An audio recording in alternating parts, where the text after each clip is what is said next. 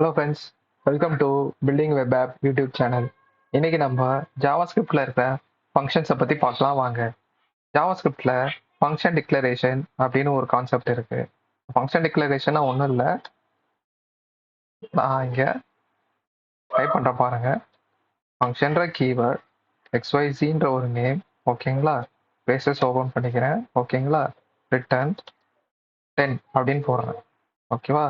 இப்போ இதை வந்து நான் கால் பண்ணணும்ல, XYZ ஆஃப், ஓகேங்களா? இப்படி போட்டால் எந்த அவுட்புட்டும் வராது. பட் ரிசல்ட் ரிட்டர்ன் பண்ணிருச்சு, அதை நம்ம பார்க்கணும்ல. ஸோ ரிட்டர்ன் பண்ணதை let output equal to XYZ.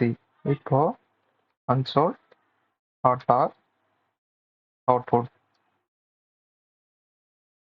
ஓகேங்களா?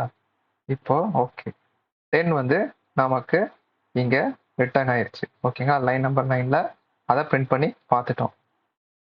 இப்போ இந்த ஃபங்க்ஷன் டிக்ளரேஷனை வந்து இதை வந்து நேம்டு டிக்ளரேஷனும் சொல்லுவாங்க. ஏன்னா நேம் கொடுத்துருக்கோம், XYZ நேம் கொடுத்துருக்கோம், ஓகேங்களா? இப்போ இங்க பாத்தீங்கன்னா இந்த அவுட்புட் வந்து நம்ம வந்து ஒரு வேரியபிள்ல அசைன் பண்ணி பிரிண்ட் பண்ணி பார்த்துருக்கோமா? இதே மாதிரி ஃபங்க்ஷன் எக்ஸ்பிரஷன்ல எப்படி ஒர்க் ஆகுதுன்னு பார்ப்போம், ஓகேங்களா? ஃபங்க்ஷன் எக்ஸ்பிரஷன்ல இதை அப்படியே நான் கட் பண்ணிக்கிறேன், ஓகேங்களா? ஃபங்க்ஷன் எக்ஸ்பிரஷன்ல எப்படி ஒர்க் ஆகுதுன்னு பாருங்க.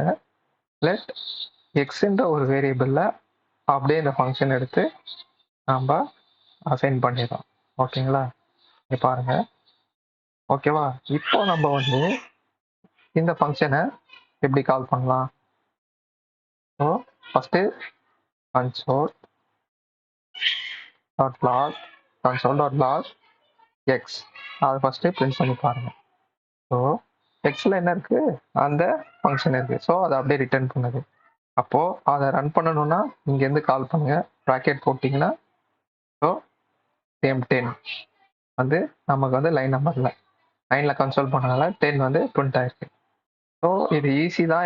ஃபங்க்ஷன் எக்ஸ்பிரஷனாக ஒன்றும் இல்லை, ஃபங்க்ஷன் எடுத்து ஒரு வேரியபிளில் அசைன் பண்ணிட்டா அது வந்து ஃபங்க்ஷன் எக்ஸ்பிரஷன், ஓகேங்களா? இப்போ இதே வந்து அனானமஸ் ஃபங்க்ஷன் எப்படி ஒர்க் ஆகுதுன்னு சொல்கிறேன், ஓகேங்களா? இப்போ நல்லா பாருங்க, அப்போ வந்து ரன் பண்ணுறேன், ஒன்றும் இல்லை, அதே மாதிரி தான் ஒரு வேரியபிளை ஒரு ஃபங்க்ஷன் டிக்ளேர் பண்ணிட்டேன், ஆனால் நேம் கொடுக்கல. இது வந்து அனானமஸ் ஃபங்க்ஷன், ஓகேங்களா? ஸோ அது 10 ரிட்டர்ன் பண்ணோம். அந்த அவுட்புட்டை வந்து நான் இங்கே கால் பண்ணியிருக்கேன், கால் பண்ணனால ரிட்டர்ன் 10. ஸோ இது வந்து அனானமஸ் ஃபங்க்ஷன். நேம் இருந்தால் நேம்டு ஃபங்க்ஷன், நேம் இல்லைன்னா அனானமஸ் ஃபங்க்ஷன். ஃபங்க்ஷன் எக்ஸ்பிரஷனாக ஒன்றும் இல்லை, ஒரு வேரியபிளில் ஒரு ஃபங்க்ஷனை வந்து அப்படியே டிக்ளேர் பண்ணிட்டீங்க, முடிஞ்சிருது. ஆனால் அது வந்து ஃபங்க்ஷன் எக்ஸ்பிரஷன் சொல்லுவாங்க, ஓகேங்களா? ஸோ இப்போ ஃபர்ஸ்ட் கிளாஸ் ஃபங்க்ஷன்னா என்னன்னு பார்த்துடலாம், ஓகேங்களா? இதை வந்து பண்ணிடுறேன், ஓகேங்களா? இப்போ நம்ம பார்க்க போறது வந்து ஃபர்ஸ்ட் கிளாஸ் ஃபங்க்ஷன், ஓகேங்களா? First class function, okay. இந்த கோடை நான் ஆல்ரெடி டைப் பண்ணி வச்சிருந்தேன். இப்போ ஃபர்ஸ்ட் கிளாஸ் ஃபங்க்ஷன்னா வந்து என்னன்னு பாருங்க, அவுட்புட் வந்துருச்சு. அதுக்கு முன்னாடி நான் சொல்றது வந்து கொஞ்சம் நல்லா கவனமா கேளுங்க. ஒரு ஃபங்க்ஷன் வந்து ஒரு இன்னொரு ஃபங்க்ஷனை வந்து ஆர்குமெண்டா எடுத்துக்கிட்டு அதே மாதிரி அதை பேராமீட்டர்ல ரிசீவ் பண்ணி திரும்ப அவுட்புட்டும் வந்து நமக்கு ஒரு ஃபங்க்ஷனா தருதுல்ல.